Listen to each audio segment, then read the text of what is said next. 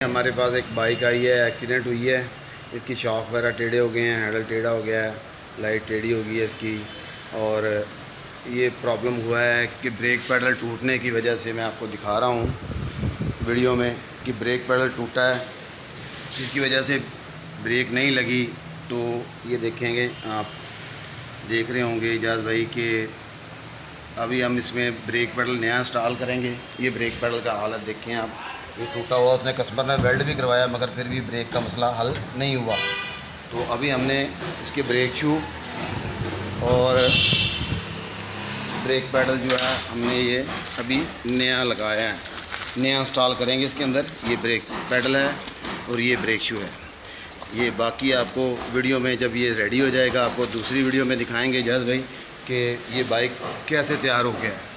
बिल्कुल ओके हो जाएगा इंशाल्लाह, कस्टमर को पसंद आएगा और आपको भी पसंद आएगा जज भाई। और